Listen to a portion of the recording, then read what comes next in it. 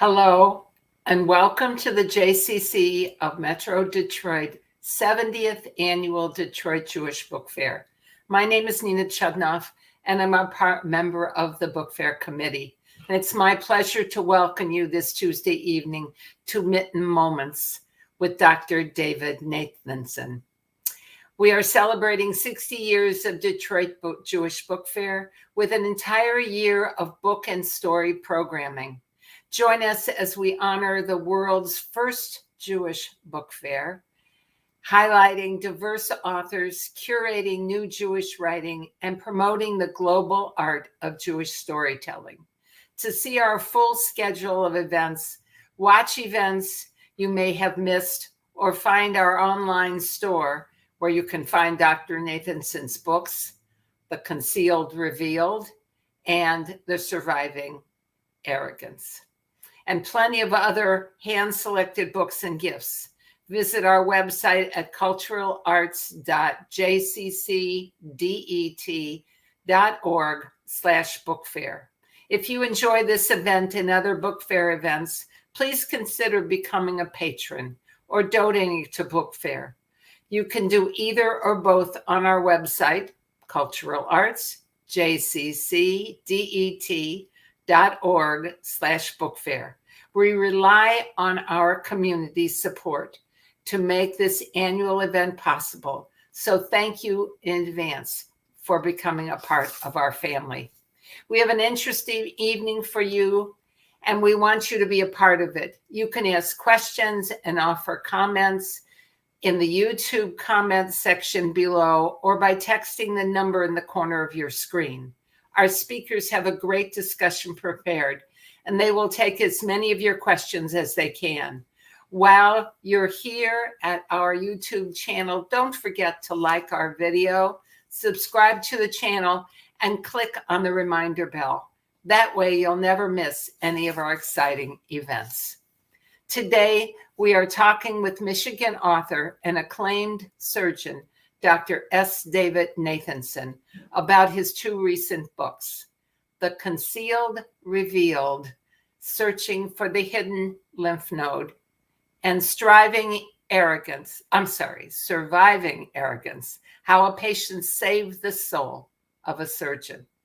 We also have with us Rabbi Joseph Krakoff of the Jewish Hospice and Chaplaincy Network, who will moderate the discussion. In his first memoir, Surviving Arrogance, Dr. Nathanson describes his worldview as entirely dependent on scientific dogma. Through the influence of one patient's experience, he was startled into a new way of thinking, an understanding for himself and all his patients. For his second book, The Concealed Revealed, Dr. Nathanson describes his contributions to the development of the sentinel node biopsy in cancer management, a procedure that has completely changed the way we treat breast cancer, melanoma, and other forms of cancer. S. David Nathanson, MD, is an award-winning surgical oncologist with a strong interest in research, caring for patients, and teaching medical students.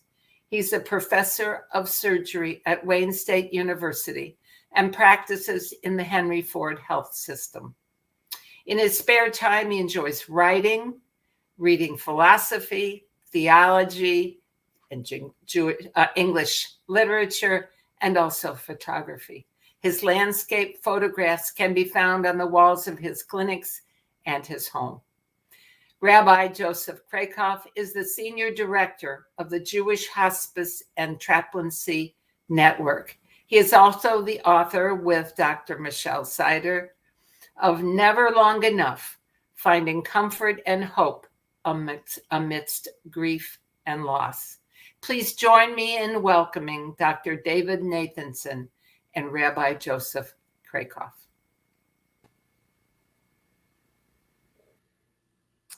Thank you so much, Nina, for that very kind introduction. Dr. Nathanson, it is truly an honor to be with you tonight and to share with you in conversation.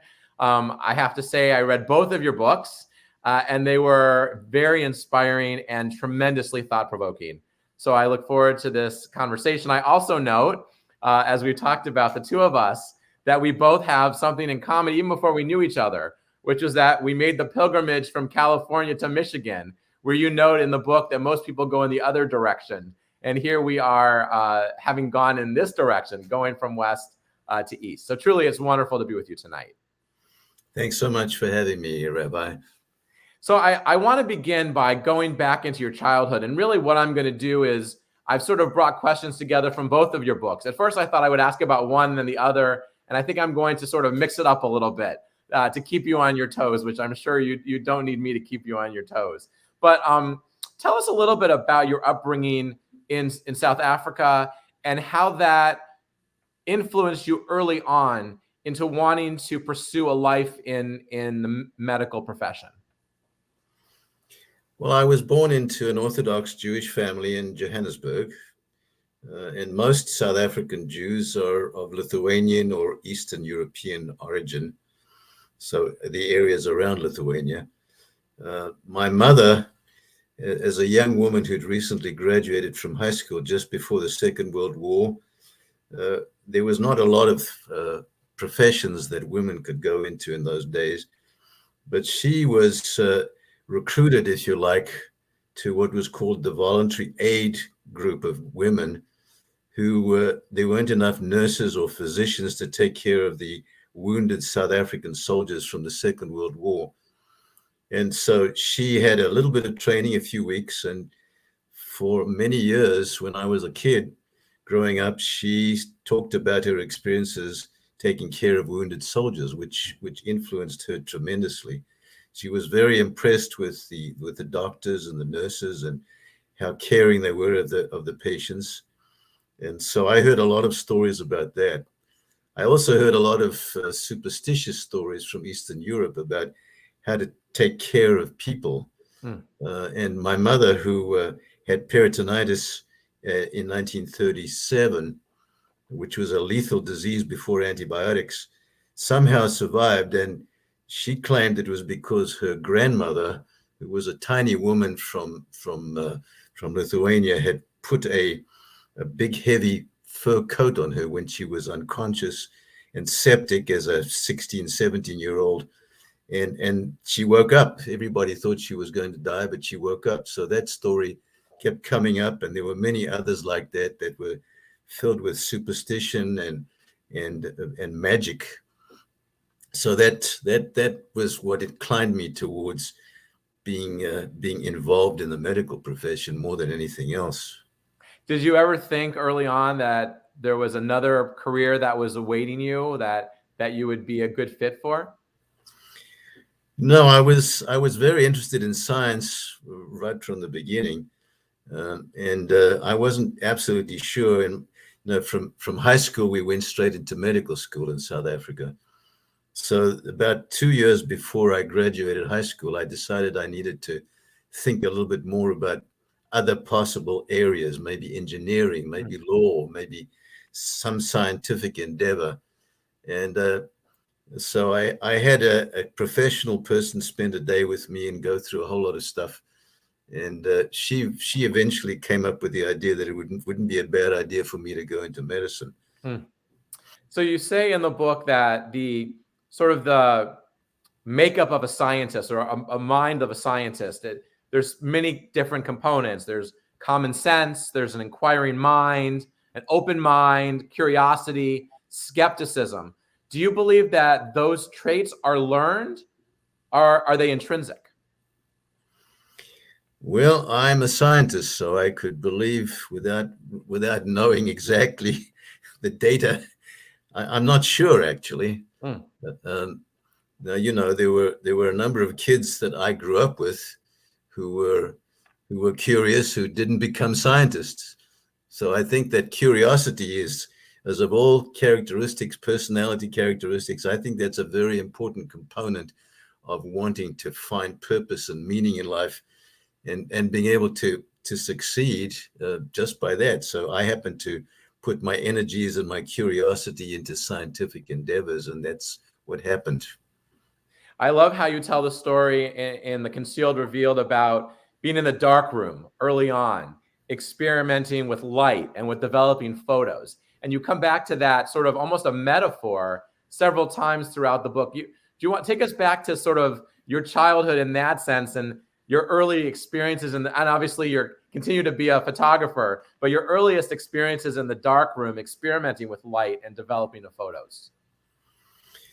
Well, I don't think I really did this with my parents knowing what I was doing, because in order to get the chemicals that I needed to develop film, which I did around about the age of 8 or 9, I had to use my mother's soup plates.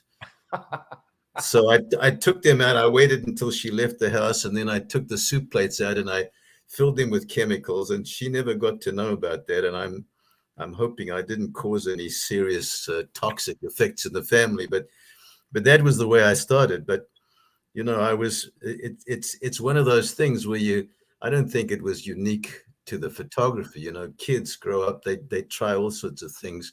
Some things work, some things don't, and then they try something that get better at. The same thing happened with me with photography, and that really helped me with my later scientific endeavors.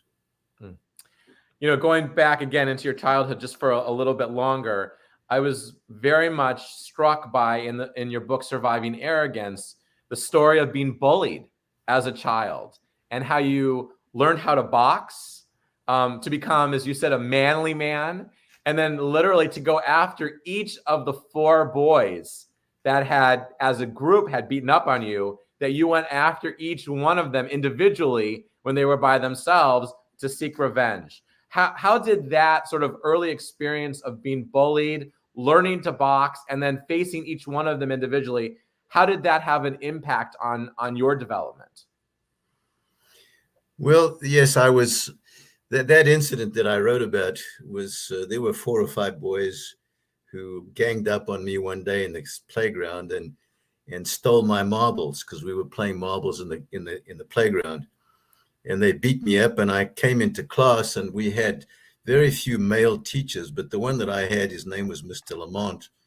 He asked me what had happened, and so I told him, and he brought me to the front of the class and asked me to demonstrate to the boys. It was only a boys' school. There were no girls in the class. And he asked me what I had done to protect myself. And I sort of threw a punch, and everybody laughed.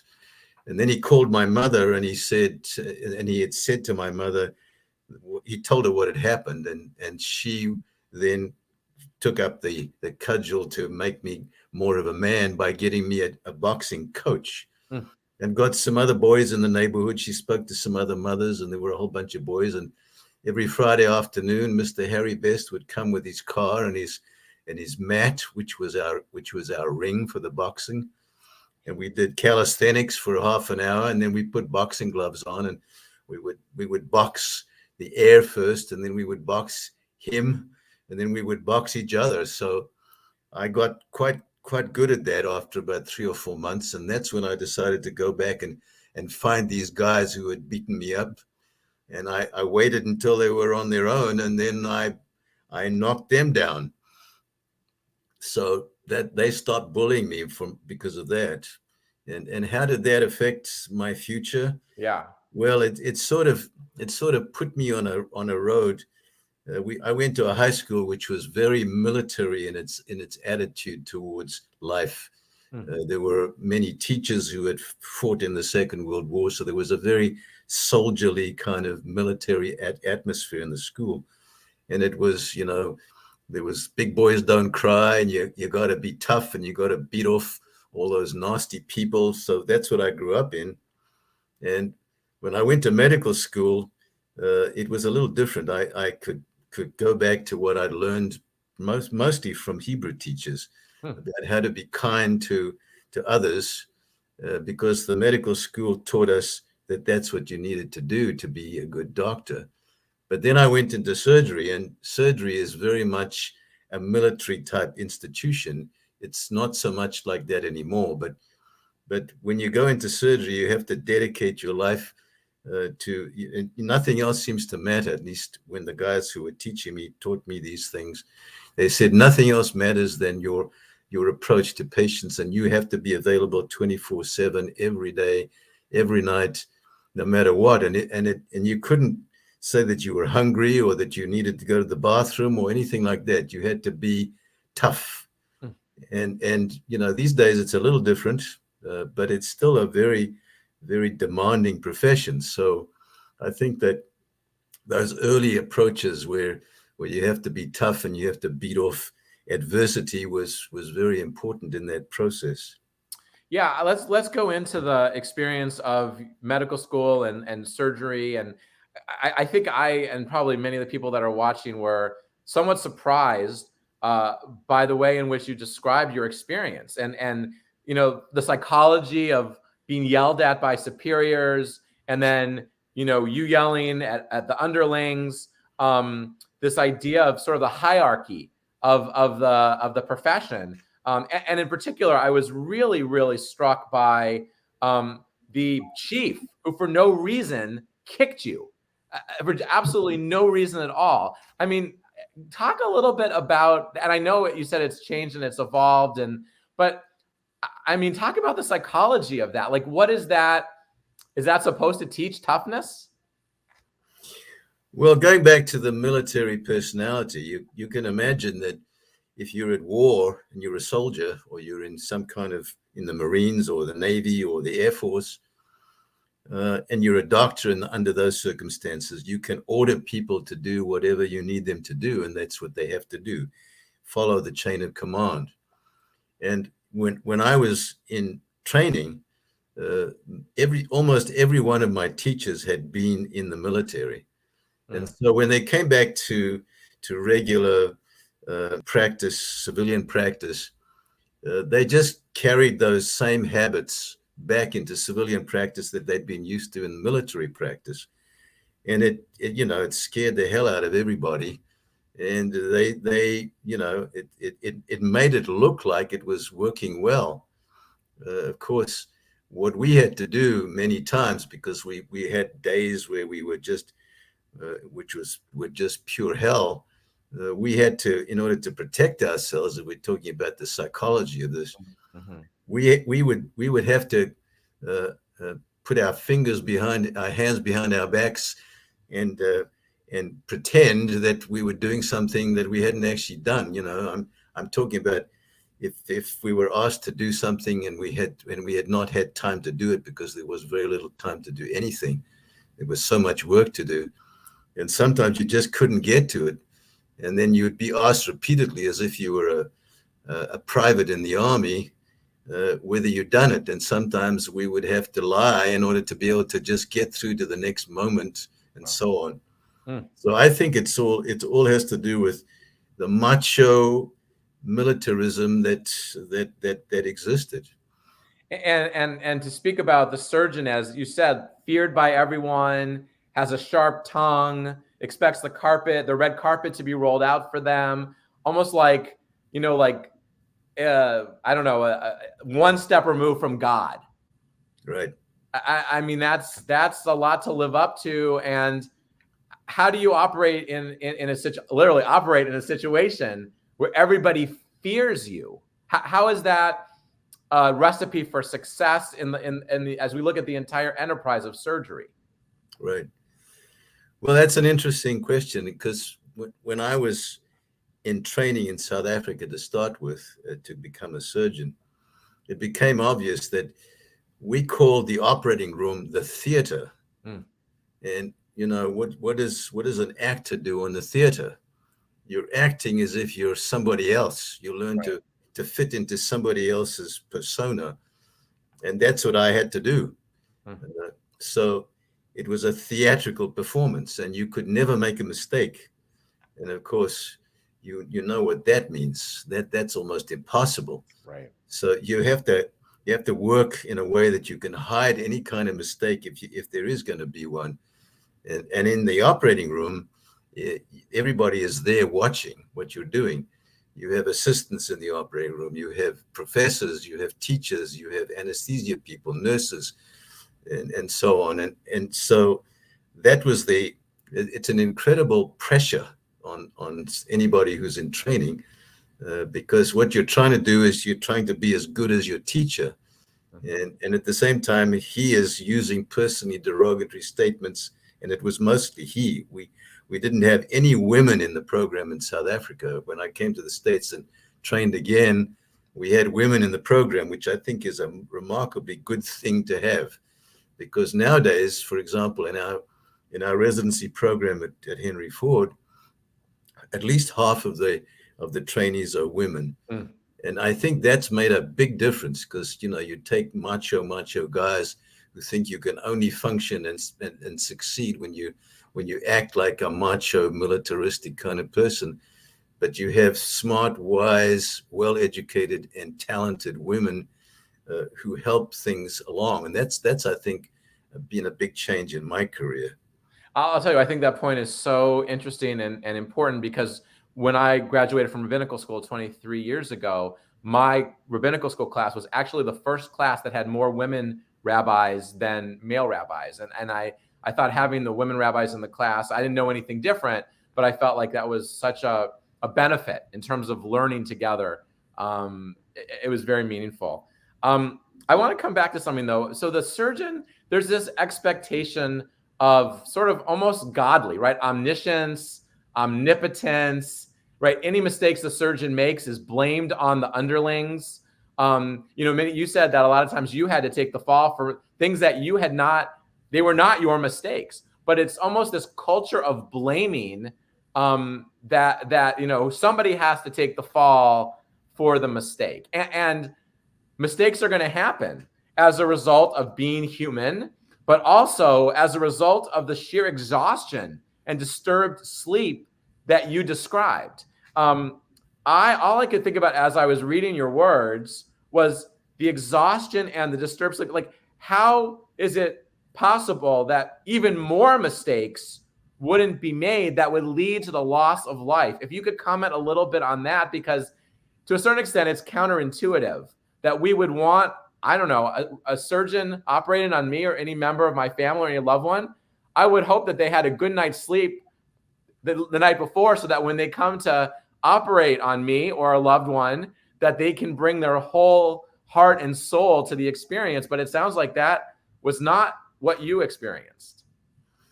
Right. Well, I think if we use the sports metaphor, to some extent that applies, because you've just got to get better and better, and it doesn't matter how much pain you're in. You've just got to just fluff it off and just be superb at everything you do.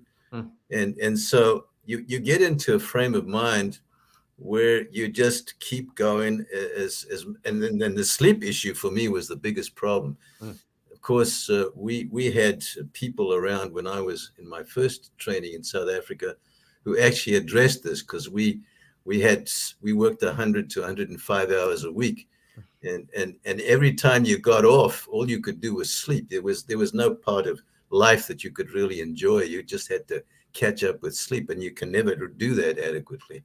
Nowadays, there's been a lot more science about how sleep affects not only the psychological well-being, but also the physical well-being. So, we just had to survive. I guess in the book, I also talk about the similarity that I feel there must be with Navy SEALs. Not everybody who wants to be a Navy SEAL gets to be a Navy SEAL. There is a dropout rate of somewhere between 10 and 20% of surgical trainees, because if one wants to go into surgery as a medical student, it's a great feeling when you're a medical student, when they treat you reasonably, compared to what happens when you pass through to the other side and you become one of the people whose responsibilities increase with each year.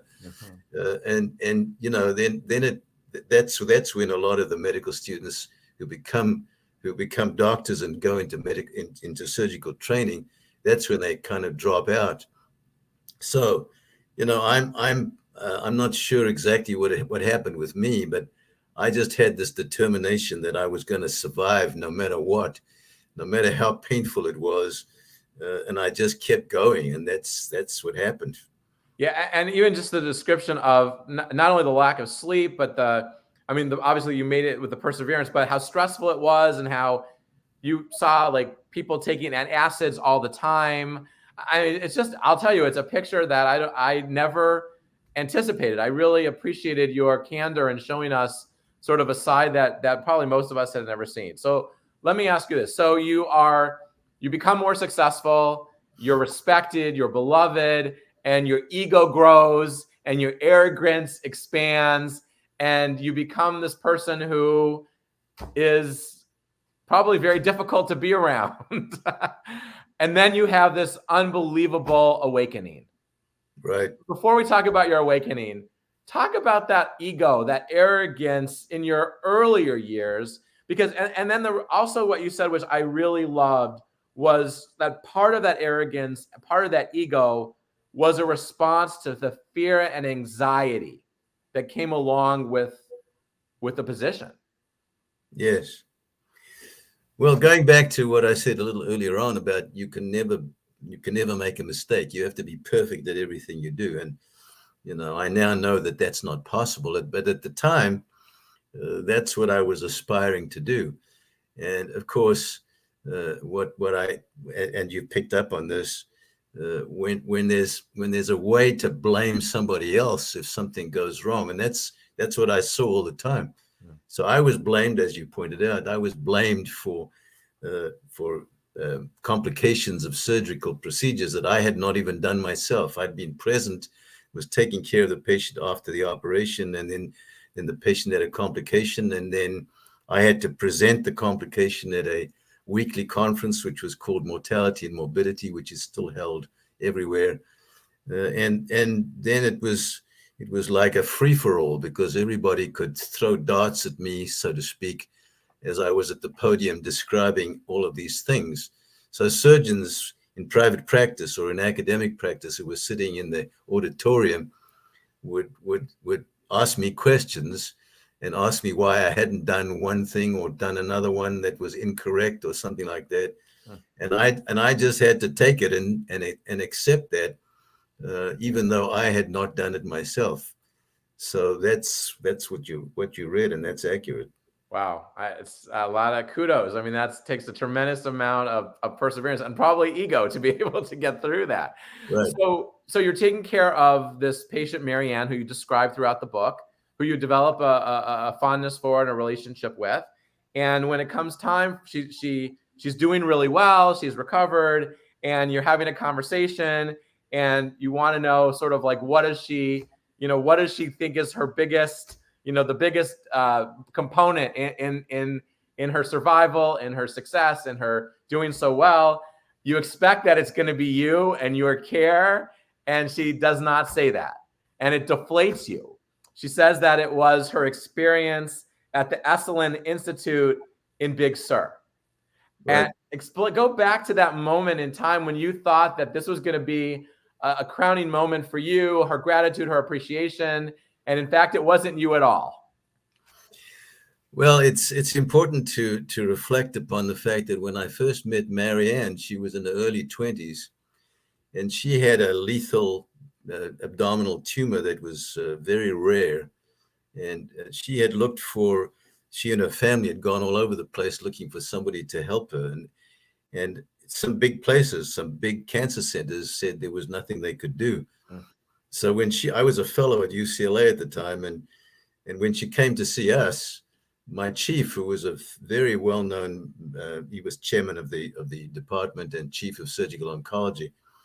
He was the most optimistic guy I'd ever met, and he had an absolutely optimistic approach to everything. He would never give up. So here she was, very on constant painkillers, relatively unable to get around. Couldn't walk properly. She was really moribund almost. And so when he came to ask me what I would do with her, I basically said, you're a hospice chaplain. I said, we didn't have hospice well developed in the 1970s. But that's what I said. We had teams of people who would take care of a person like this, and I thought that was what was appropriate for her. But he said, he gave me a whole series of options about what we could do, and none of them was the standard way to manage this. And I basically said, that's really unprecedented. I don't know how to deal with that. And he said, well, what would you do if this was your sister? And I said, well, I don't think I could do anything different. And he said, well, what if we do all of these big things, which included a big operation, not just one, but a number? And I said, well, what would happen? What were the chances of her surviving if we did all of that? And I said, I don't know. He said, well, give me a number. I said, 1%. And he said, isn't 1% better than 0? So we did that. And so what you're describing is, this happened 10 years later when I was actually in Michigan, and I went back to visit my brother in Southern California, and I met Marianne for lunch. And by that time, she had survived, obviously, against all possibilities, against all odds. And here she was, a beautiful young woman in her 30s, and she had gone back to school and got a master's degree, and she was teaching in the LA school district and living the life of a young woman. And I was just flabbergasted when I saw her, because when I'd seen her previously, she looked terrible. And here she was, looking beautiful, blonde-haired, 5'6", just terrific. And I asked her, what was the most important part of your treatment? And she said, instead of saying, oh, doctor, it was just your fabulous treatment, she said, which is what I was looking for, she said, Esalen. And that just, I was just flummoxed. I just didn't know what that meant. Now, I'd heard of Esalen. Esalen is known to many people in California, and it was known as a place where you went to hang out in the hot tubs and take drugs, and it was an institute that was, I won't get into the details, but it was an institute that became better and better known, and people went there to take workshops. They did over 400 workshops a year. So what Marian had done was, she went to a weekend workshop there, a weekend on death and dying, because even though she was recovering from what we had done for her, she still believed that she wasn't going to live very long. And she came back. She was pretty pessimistic, she told me, when she went up there. But after just a weekend, she had this great belief that she was going to survive, and she did. And she met many people, and it wasn't just that one visit to Esalen that helped her. So I decided I had to find out for myself what this was like, and that's why I went there. Wow. Was there I know you describe in the book several experiences that you had there, meaningful, thoughtful, transformative experiences. Was there something in particular that, because you went through a pretty big transformation in your approach to your profession, and going from ego and arrogance to greeting everybody, warmly. And you really changed so much as a human being. Was there one particular experience that sort of tipped the scale for you when you were at Esalen, that sort of opened your eyes to a way that you weren't, but that you could be? Well, when I went to Esalen, you could choose. They had 4 or 5 workshops a week, and you could choose. I didn't have any clue about what I wanted to do. They had workshops on things as diverse as cooking classes or art or a lot of psychology, and I didn't have a clue. So they had a course called An Introduction to Esalen. I decided that was a good way to start. And what this was a 5-day workshop where and this was morning, afternoon, and evening sessions. There were only 8 people in the workshop. I was one of them. And each of those sessions was devoted to some form of psychological therapy. So, for example, I'd heard about Gestalt, but I didn't really know what that was. I'd never read anything detailed about it. But we had a session on Gestalt therapy where we actually indulged in it, and we had a moderator in the room who did that with us. But to me, the most important part, which came on the 4th day, And by that time, I'd sort of opened up a little bit. There is another little anecdote that I have to share with you, and that is when I arrived there, I was used to going to surgical meetings. So I arrived there in a suit and tie. And when I walked in and I saw the way that, this was kind of a throwback to 1960s hippies, Central California.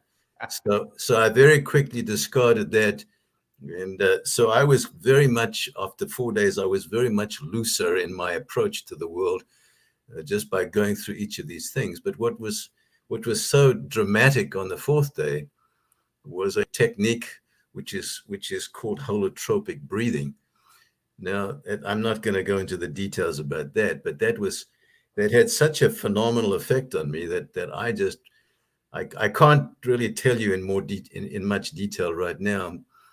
I do write about it in the book a little bit, but it was just unbelievable. Because I'd never been through anything like this in my life. People that I described this to later on told me that it sounded like I'd been taking LSD or something like that. And since I'd never taken drugs of any sort myself, I didn't have that kind of experience. But this is what it was like. So, in fact, the person who invented the holotropic breathing is a psychiatrist by the name of Stan Grof, and he was working with LSD. He came from Prague. He'd been doing a lot of experimental work with LSD, and then he couldn't get hold of it when he moved to the States after a while because of stuff that was going on at Harvard in the psychology department that many people know about. But it was banned. So he worked on ways to get into that state of mind without taking drugs. And I didn't know that until I got to do it myself. And then I started crazily trying to work out by doing research, trying to find out what this was about. And that's what happened. It was a major change for me.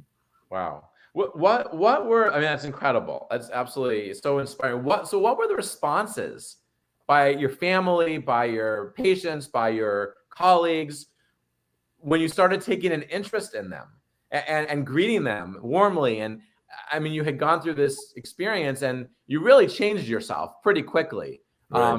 How did people wonder, like, who inhabited your body? Well, it's possible that they did. I would have no way of knowing that, but because they didn't tell me or they didn't ask me. So I can't really tell you. Okay. Fair enough.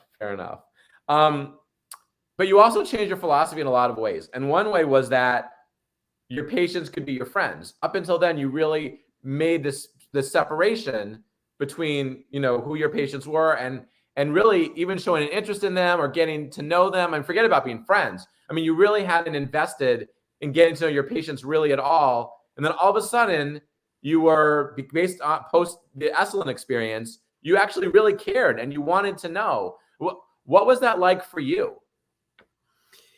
Well, I was very relieved, because what came to mind repeatedly with my new way of focusing on patients and loving patients was my recognition that previously this pressure that I'd created or that other people had created and I'd taken up to be my mantra, and that is to be this superhuman hero to everybody, so that I could not be anything else but that.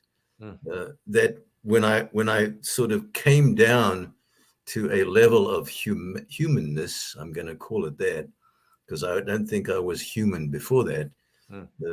But I came down to a level of humanness, and I'm using the word down because I started to be at the same level as my patients. Before that, I was the superhuman guy that put myself up on a pedestal. And when I came down to being equal to everybody else, not superior, that was a tremendously relieving piece for my mind. It made me much happier. Wow. So Jamie asked a question. Do you think your patients' outcomes improved once you changed your mindset? How can you talk about the outcomes of patients when you had this sort of new approach to your patients? Right. Well, I was actually a little worried initially that I wasn't going to be able to perform well enough if I was putting myself into a different space. But I didn't do any direct research, so I can't really answer that. That did the outcomes? I don't know whether they improved. I do think that there's been a lot of work done in many research facilities on the psychology of outcomes. The spiritual aspects about that seem to help people recover better, particularly after surgeries. There's been a lot of work and research done, especially from Duke University. But for my own patients, I can't really say for sure. Well, let me ask you this. Did any aspect of your practice suffer with your newfound approach? Not as far as I can tell. I think things seem to get better. For one thing, I think this may be related. I had been at UCLA when a lot of very wealthy donors gave money to my chief, and he had a fund with millions of dollars that were donations from patients who were grateful that he'd saved their lives. And I started to get a lot of money soon after. Well, it wasn't, I don't know how soon, but there was sometime in the 1990s. So this Esalen experience was 1990, but sometime in the 90s, when I started to get these donations from grateful patients, and that resulted in a chair in breast cancer research that I got in 2004 because of all of the money. $1.5 million was donated, and then the Henry Ford administration gave me a chair. Wow. So I still have that chair and still do research with that money. That's incredible. Wow. Let's talk about gratitude for a second. I know that you described in the book your relationship with Brother David and how that was such a meaningful relationship. As you discovered the power that gratitude had in your life, the concept of really not taking anything for granted, being grateful for absolutely everything. How has that continued to manifest itself in your life even to this day? Yeah, that's a very important component of my life, I think. So I met Brother David Steindl-Rast is a very well-known monk. He's a Benedictine, but he also spent a number of years in a Buddhist monastery. So he's got a theoretical and experiential component to him that includes both Christianity and Buddhism. But interestingly, as I got to know him later on, he also has a Jewish background. His great grandfather was Jewish, and he came from Austria. Wow. And I got to know him, and that was a very interesting part of him. But he has written 20 books on gratitude, or he calls it gratefulness. So gratitude, thankfulness, wholeheartedness. And I just came into this. I won't go into the details about how I came into it because it's in the book, but it was a very wonderful experience for me to meet him. And what I learned was, before I met him, I would have thought, if somebody said to me, what do you mean by being grateful? What is the importance of gratefulness? And I would have said, well, if I became happy because of something else, then I'd be very grateful. But that's not what Brother David stands for and what his attitude towards gratefulness is. And I kind of put that into the book in a little way, maybe not well enough. But what I learned from him is that if you're grateful, and you don't have to find a lot to be grateful for. I mean, when I was a kid, I grew up praying every morning, thanking God for all the usual things. There are prayers like that. Yeah. And so it's not unique to Christianity or to Catholicism or to anything like that. But I didn't know it intellectually and emotionally like as a child, as I got to know it through Brother David. So his approach is, you wake up and you put your feet in the ground and you're lucky to get out of bed and you're grateful. He doesn't talk about Jesus Christ or anything specific. Right. He's very mindful of the fact that there are many, many ways of doing this in different spiritual practices. But he talks about taking your first cup of coffee. Maybe that's a spiritual experience for some people, or opening your window and hearing the birds chirp outside your window in a beautiful spring morning. So he goes through all of that every single day. And when we were doing workshops, I did workshops with him for years. He's now 96, living in near Vienna.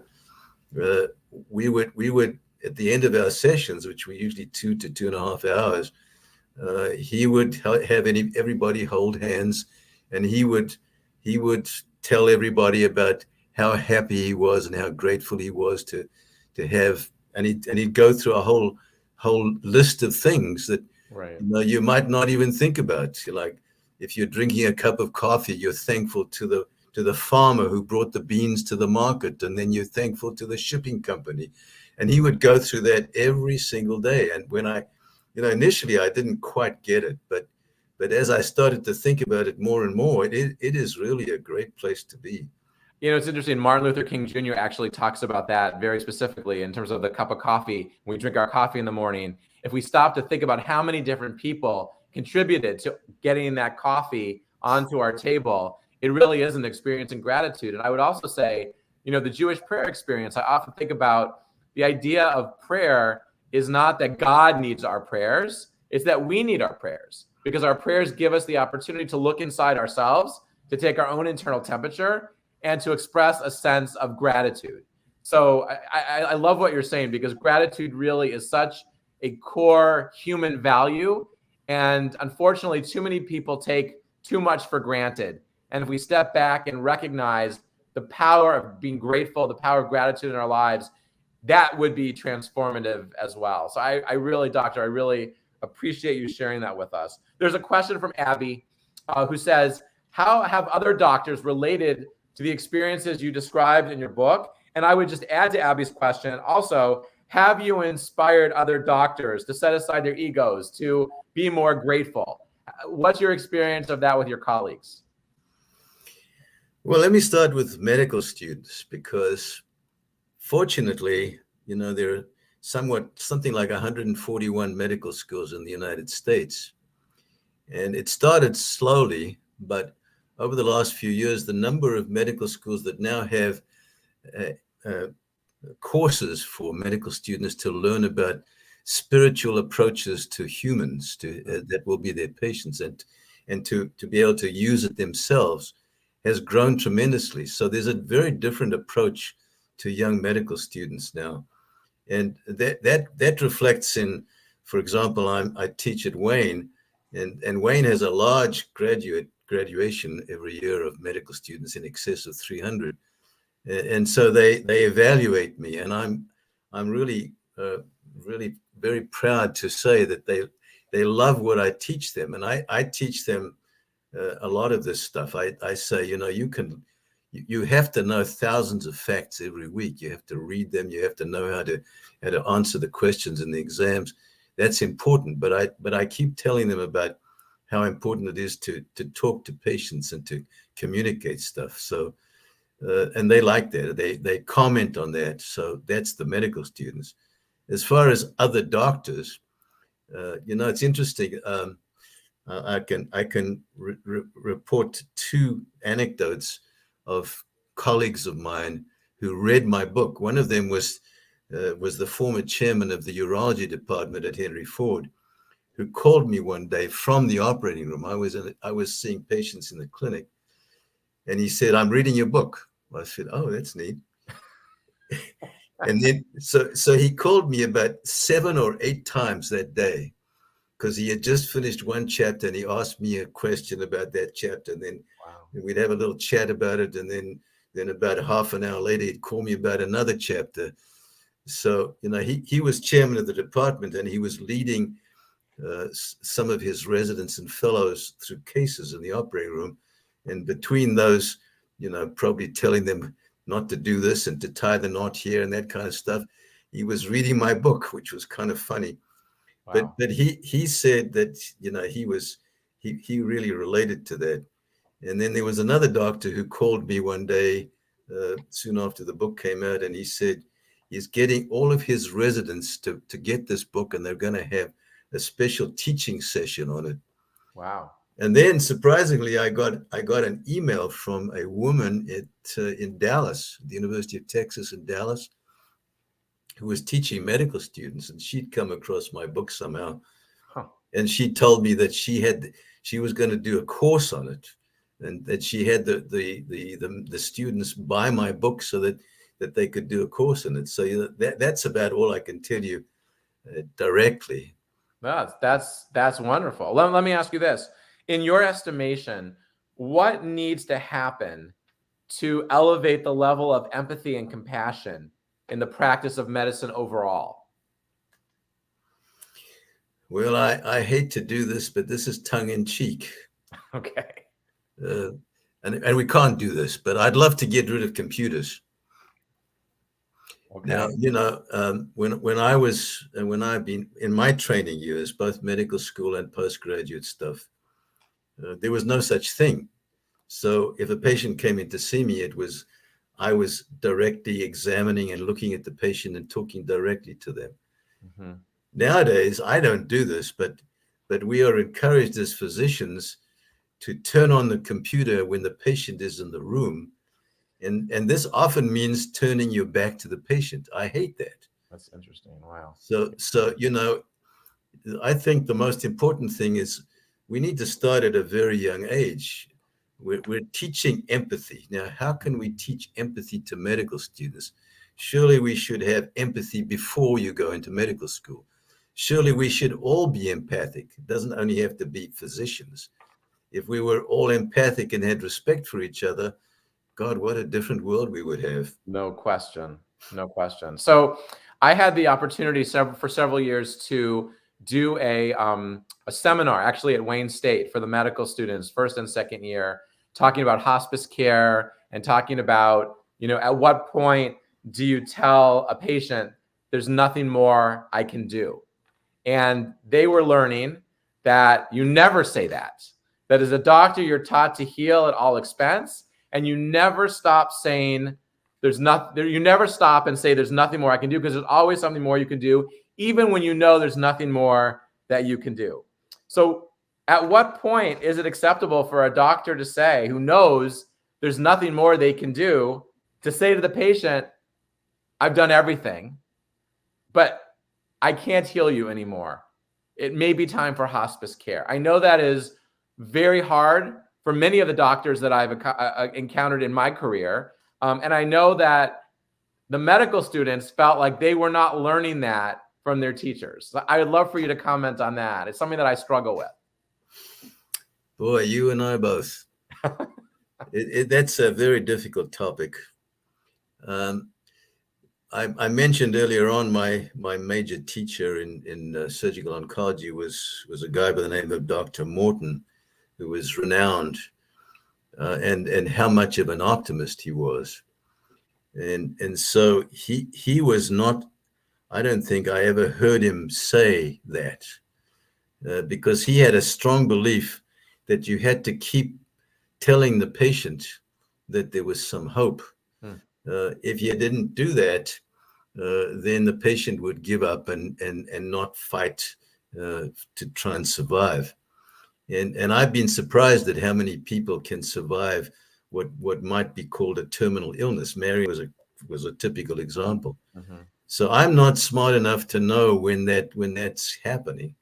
We would have terrible cases to discuss at tumor boards in the afternoons at UCLA, and this kind of put a damper on people's personalities, and sometimes people would be quite depressed when they described, particularly young people who were dying of cancer. And Dr. Morton would just always come up and say something very positive, trying something else.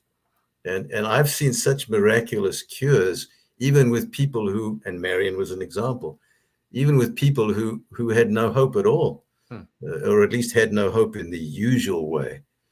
So I find it very difficult to get to that point. Of course, I think when you get to the point where there is, you have a patient who's moribund and may not even be able to understand what you're saying, then then it doesn't matter what you say, because I don't think the patient is really analyzing and critiquing what you say, because they're not there for you.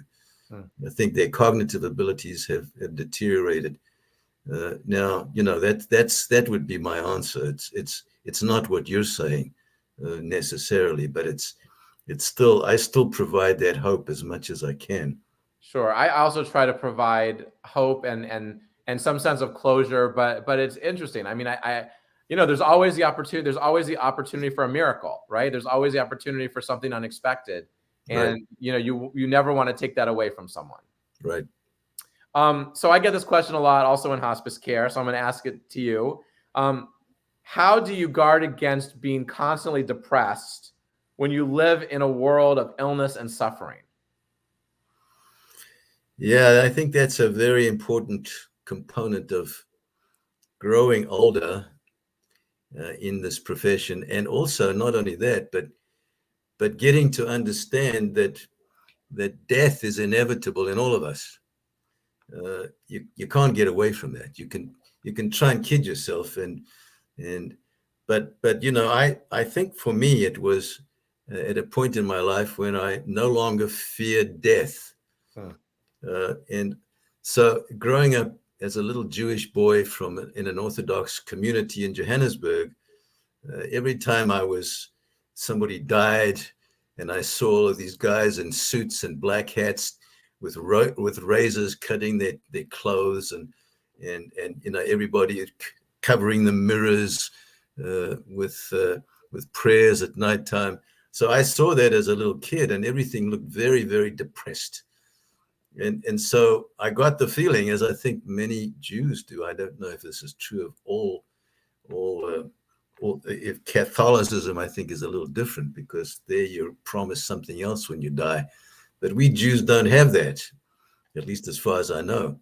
So, you've got to accomplish everything on earth. And if you die, that's a terrible tragedy. And that's how I grew up. That was my belief. But, when you sit, and this, when you sit with people who are dying, you get a completely different vision of what life is about. And I went through this as a young doctor. It was difficult, very difficult. But I got to a point, after studying, reading, and experiencing, I got to a point of saying, there's nothing to fear. It's a process. And that's what we have to deal with. How did you deal with the death of Marianne after you had taken care of her and really extended her life beyond all measure of any expectation? When you heard that she died, what did that do to you inside? Well, she lived 29 years after we treated her, which was a miracle. But she was only 49 when she died. She died with an unexpected bleed inside her abdomen that was not immediately recognized. By that time, she wasn't living near a super duper academic center, which may have saved her life. I was, of course, crushed. I was very, very disturbed. I hadn't seen her for some years. She and I got to be very close. She would send me cards and eventually emails when they became available, and we would meet occasionally in Los Angeles when I went to visit. And she confided in me many times, and she always wanted to be married and have children. So when she married Gary, that was a big event, and so he was the one who sent me a card, or a letter, not a card, and he told me about her passing. And I was in the middle of a clinic when that letter was delivered to me, and I had to go into a room on my own because it was very difficult. So it was hard, but I kind of came back from that terrible feeling of distress because I realized that she had actually lived a remarkable life. That's beautiful. So I have two final questions for you. Big ones. They're big questions. So I hope you're ready. As you look back on your life, Doctor, incredibly accomplished life, incredibly inspiring life, what ultimately do you see that your legacy will be? A legacy that, God willing, you live long and for many years in good health, but ultimately at the end of the day, many years down the road, when you're remembered, what will your legacy be? Oh boy. I wish you'd told me you were going to ask this question. It's so difficult to answer it. No, I would want to have people know that I cared about them. That's all, basically. Wow. I did my best, and I didn't save everybody. Marianne's story is just one of some many that I've seen that were miraculous. But these are the ones that stick out and that I've written about a little bit in my book. But there, of course, were many, many, many, many more who we didn't save, and that continues to happen. So I don't want to be known as someone who saved everybody. I just want to be known for somebody who respected everybody. Wow, that's incredible. Last question, another big one. With everything you've learned, with everything you've seen, with everything you've experienced, how would you give voice to this question? What is the meaning of life? And what is our purpose here on earth? What are we put here to do, to accomplish, to be? You're asking me that question, and you're the rabbi. I know what I would say, but I would love to hear what you would say to that. Well, I think it's somewhat along the same lines. I think that there's no other way to know exactly what the meaning of life is, and it's different for everybody. There's no other way to really know the purpose of life. But I think that this may be somewhat of a cliche, but I think it's love.